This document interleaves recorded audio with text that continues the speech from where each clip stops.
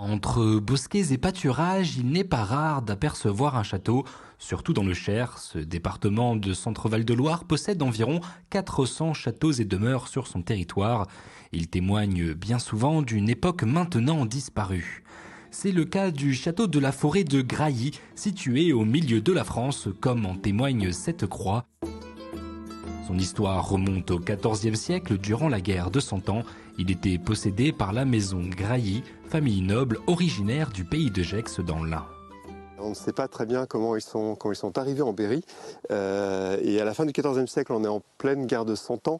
La famille de Grailly, au départ, combat du côté des Anglais.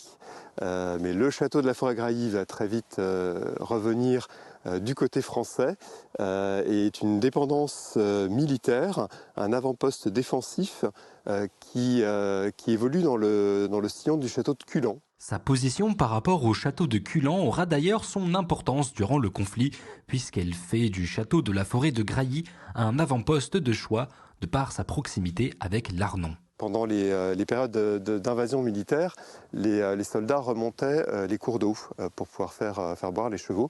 Donc là, on est sur le dernier poste où on peut contrôler l'Arnon avant l'arrivée au château de Culan. L'histoire de ce château semble riche et maîtrisée par ses propriétaires. Des connaissances issues d'un long travail d'études de 3 ans impliquant un architecte du patrimoine et son homologue des bâtiments de France.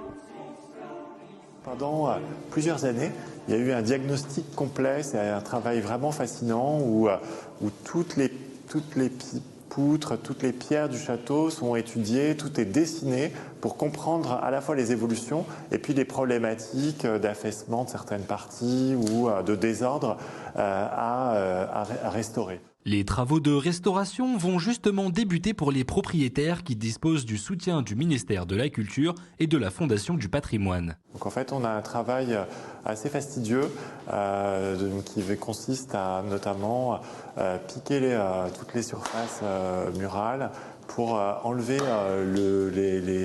la structure en ciment qui a été posée dans les années 50 et qui en fait nuit aujourd'hui vraiment à l'état sanitaire du château. Le plus gros du chantier concerne tout de même la partie extérieure puisque la charpente doit être entièrement restaurée ainsi que certains éléments décoratifs. Cette façade, en fait, elle présente des éléments décoratifs assez spectaculaires et qui nous ont donné aussi énormément d'informations sur la compréhension de l'évolution du bâtiment. Et notamment, en fait, on a 3 lucarnes Renaissance qui présentent des sculptures qui sont vraiment typiques de cette période et avec aussi des dates qui marquent des moments très importants de l'histoire du château. 1586, c'est l'année durant laquelle Charlotte de Grailly épouse François Culan. On comprend maintenant mieux le lien entre les deux châteaux qui sont désormais indissociables.